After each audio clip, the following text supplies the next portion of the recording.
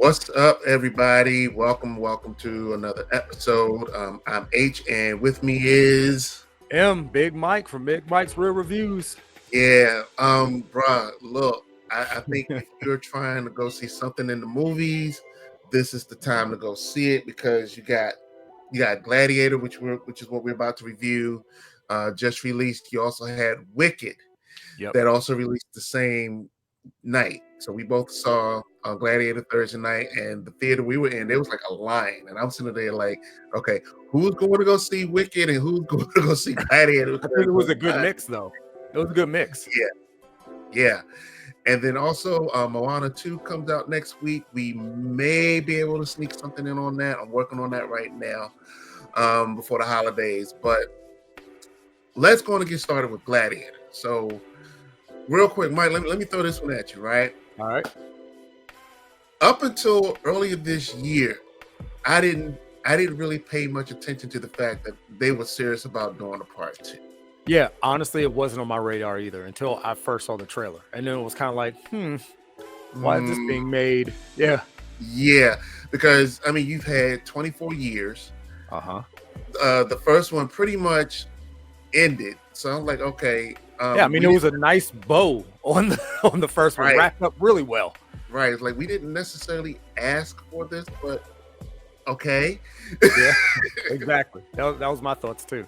So, and just to be sure, I did give the first one a second watch before we went to go see it. Matter of fact, I think more so for my wife to see if she's seen it, because I didn't think that they were going to slide a lot in there that you really needed to have seen the first one before. Yeah, there was definitely, I mean, it's not like you wouldn't understand what's going on if you didn't see the first one, but right. You would definitely have to get caught up if you wanted to catch everything they were trying to like add into it, like into the second one to correlate with the first one. Because it was, I mean, very integrated into the second one. Like it wasn't like a loose, sequel. It was very entrenched in the original. Right. Because Ridley Scott is not known for doing a lot of sequels to stuff. It's like when he does stuff, it's most of the time it is like a one and done. If he does just so happen to do stuff and everything, it's like you got to catch him when you can catch it. Yeah. So, all right. So give us a quick summation of what this one was about, other than the fact that it was just a sequel. So basically, it was kind of the same story. You have someone who was wronged by the Roman Empire, ends up becoming captured and wants revenge on someone in the Roman Empire for something that happened to a very close person to him, and became a gladiator and wanted to, in turn, free Rome, as did Maximus in the first one. So it's kind of like the same synopsis as the first, just with a more modern, like, well, not modern, but this person is the next generation Continuation. Yeah. And to be clear, it's like, let's see, who we had Paul Mescal, who was playing the role of the hero. Yes. And you had some characters that returned. You had Connie Nielsen that reprised her role as Lucilla. She played a very good role. You also had Peter Mensa, who, anybody that watched the old what was that, Spartacus? And matter of fact, the very first time I remember seeing him in anything was when he got kicked in that hole in 300. Yeah. And it's funny how I said, like, they kind of use the same formula in this one. I felt like he was the Hansu's role in the first one. Like in this one, he was like, oh, he needs an African friend, as a gladiator. And he had an African that one black friend. Yeah. So yeah.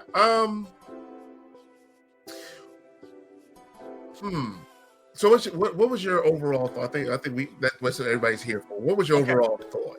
So here's I'm going to do some. I need some caveats here. Yeah. So it was a very good movie, right? It was a very good movie. I probably gave it like an 8 out of 10. Now, for me, the first one was like a 9 out of 10. This was not as good as the first to me. However, it was still a very good movie, right? Right. So, but here's my caveats. There's a few gripes I had with this one though. First of all, like we just mentioned, it's like we saw the trailer, wasn't on our radar, and it was just kind of like, well, did this movie have to get made? To me, also, it felt like, okay, is this just a cash grab because Hollywood's kind of suffering from, people not getting to the theater or whatever, and they're like, oh, well, nostalgia. Everyone wants nostalgia, right? So it's like, is this a cash grab? Probably. Is it the best cash grab I've ever seen?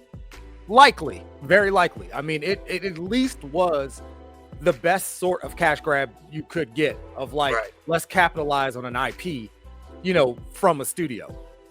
Very well done. Now we talked about this is in a trailer, so it's not really a spoiler. Like some of the things like eye roll moments, like we had mentioned before. Like the whole scene in the trailer where this Colosseum is flooded and there's like sharks in there. It's like, okay, this is like Rome in ancient times. How would they even have the technology to like transport sharks into the Colosseum? Like that's ridiculous. Yeah. And it was proven that they were at least able to flood it. So right. That much is true. But that much is true. That's why I didn't say the flooding part. But it was like, okay, well, how are they gonna get sharks in there? Come on now. Yeah. So that was just a little bit like, come on. Another thing, it was, no spoilers, but it was a reveal in the movie that I also wasn't feeling because I was like, okay, this is kind of like, redundant at this point. Right. Now, other than that, those were pretty much, my gripes. The reveal, the sharks, and was this a cash grab? Yes. Yeah. However, none of those things ruined my experience because again, yes, it was a cash grab, but it was a very good movie. Mm-hmm. I can kind of overlook the whole shark thing. It's Hollywood. They're trying to, give you as much action as possible, right? Yeah. Because they want it to be entertaining and to still make a lot of money. Are you not entertained? Yeah, exactly. The acting was spectacular. So, I mean, overall, you couldn't ask for a better type of cash grab type, movie. Yeah. That's trying to capitalize on a popular IP. Yeah. Okay. So for me, I looked at it like this. I'm going to go all the way back to the original that came out in 2000. So when the original Gladiator came out, when I saw that, I said, I have to have this on DVD. Yes. Because, that was the de facto thing at the time. And for the longest time, and even still, for the few times that I get around fiddling with my sound system and things like that, that's almost always my reference movie. Matter of fact, after watching it the other day, I'm contemplating if I'm going to triple dip and get the HD Blu-ray. I got the Blu-ray, but you have 4K. Yeah, I'm debating if I'm going to get it in 4K. yeah, because that sucker's showing its age. Mm-hmm. It is.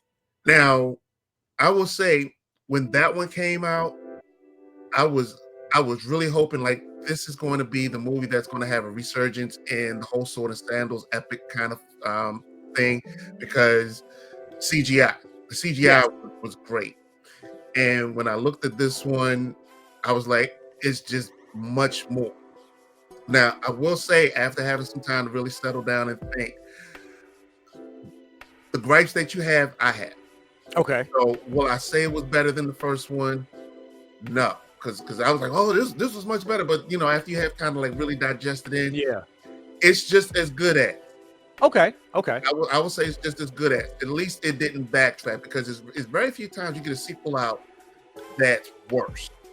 There are more evidences of sequels that fail as opposed to the past. We're still looking at Empire Strikes Back as the standard. Right.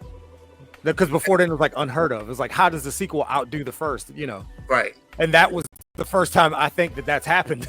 Right. No, actually, I was going to say, I think this is on par with Godfather 2, because I don't think Godfather 2. What? You're right. That was before Empire. Yeah. Right. I don't think, because I still stand. People, if you want to argue with me, feel free. I don't feel like Godfather 2 was better. It was just as good as, because you could take both of those, which they have done. You could take those movies and stitch them together and make definitely our series, and it's pretty much the same thing. Yeah. Gladiator, you won't be able to do. However, okay, so let me hit a couple of high points. So, first of all, everybody was wondering, well, what's Pedro Pascal's role in this? And matter of fact, let me preface this by saying, slight spoiler: when you're watching this movie, go into it with kind of a Game of Thrones mentality, being that not everybody's gonna make it out in one piece. Exactly. Like anybody at any moment could go. Right.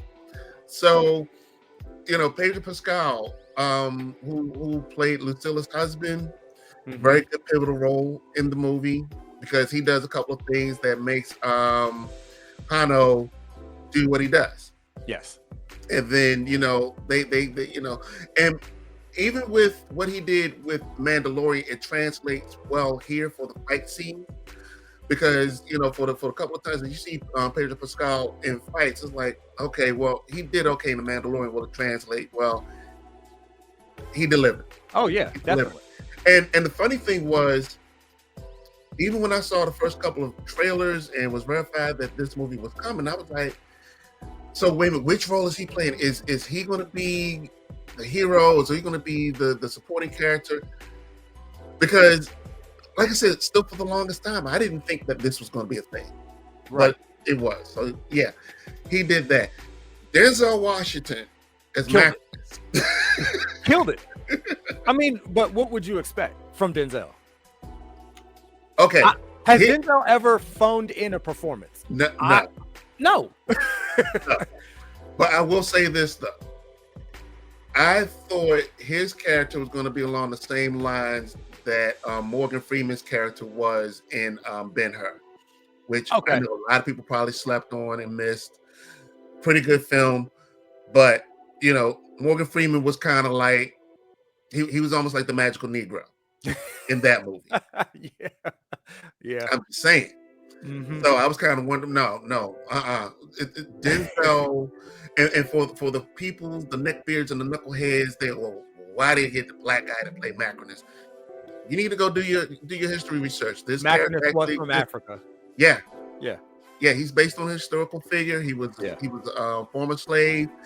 He also was a gladiator and a couple other things. He was a mercenary too. So go do your homework. Anyway, every scene that Denzel was in, he pretty much chewed up.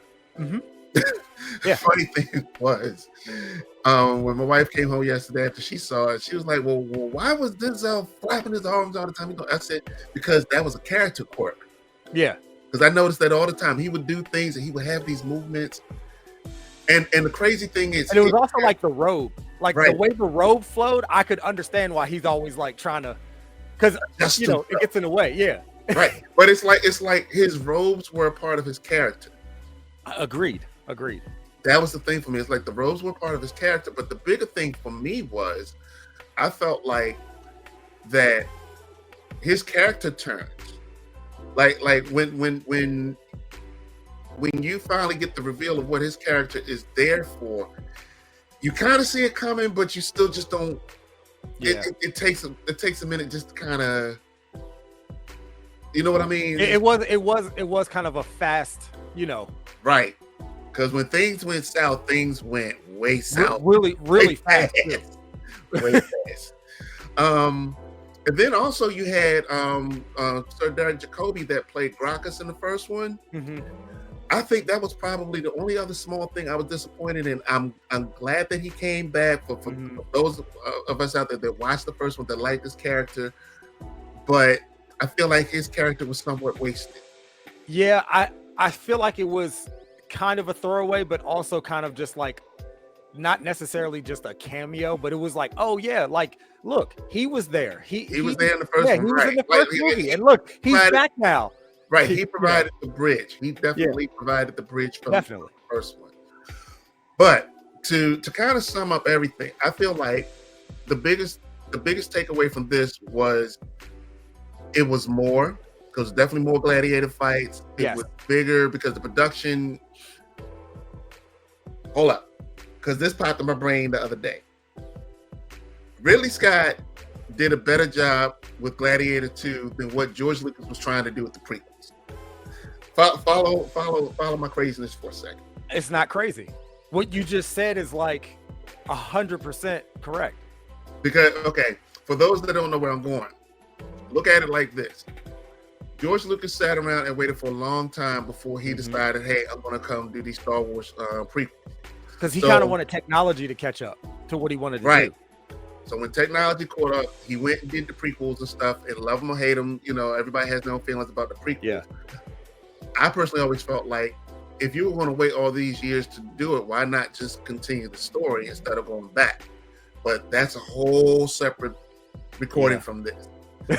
Yes, it is. That's a whole separate. You and me could go on for hours about this. We'll definitely do that one day. However, with this, I feel like what happened was I want to do another part. It's going to be a continuation of the story, but I'm going to give you more of everything. So I'm going to give you more battles. I'm going to give you more splendor. Even the way Rome felt, because Rome felt kind of sterile in the first one. Yeah. Because it was under Empire, but now this Rome was dirty, it was squalor, it was things going on because the Empire was coming to an end. Because remember, for those of you that remembered in the first one, it was all about Marcus Aurelius. His dying wish was that Rome was to become a republic. Exactly. And it didn't, which they tell you in the first one, like, well, yeah, that didn't happen. So you had another set of emperors coming along, and the people are pissed off. The people are this close from rioting. Yeah, exactly. So you got a different flow to Rome. And one last thing that really was big on this was I did love the variety of the people makeup. You had everybody from different backgrounds because that was Rome back in the day. It was a melting pot. Yeah. You had a lot of people from everywhere, migrating there, and that's what it was supposed to be like, for the people. Right, for the people. So you saw it in the soldiers, you saw it in the merchants, you saw it with the gladiators. Yep. And I think that probably was one of my other bigger gripes was that whereas the first Gladiator was a little bit more meditative, where Maximus built up relationships, you didn't necessarily have this here. It's like, Hanno had one big fight at the beginning. Yeah. And all of a sudden he was the dude. Yeah. He did have that one Middle Eastern friend though. Yeah. Oh, right. Yep. But like it was a couple other characters. I was just waiting for like moments to happen, like they did in the first one. Like, oh yeah, because that's what you got. But with this, a little more fast paced, a lot more stuff to kind of pile in to keep the story flowing. Right. Lastly, the twins. Yeah, they were pretty great. I said, all the performances, like everybody's performance was stellar. Yeah. Nobody phoned in any performance. So I enjoyed it. If you need to go see it, or if you feel like you think, go see it. Yeah, it's definitely a thumbs up. For sure. And you know what? And this is probably the first movie in a long time. Again, I feel like I want this on Blu-ray when it comes out. Yeah. I think it'll look really, because we saw it in IMAX, and it looked really good in IMAX, and it'll probably look really good on 4K. So I'm waiting on that. Yeah. So like I said, we got a couple other things coming up pretty soon. The holidays are coming up. So if we're lucky, we may get Moana in. I'm probably going to go see Wicked tomorrow. So Mike, you'll be asking me a bunch of questions because I know you're not trying to go see it. So we will get that worked out. Other than that, everyone, thank you again for tuning in, and we'll see you in the theaters.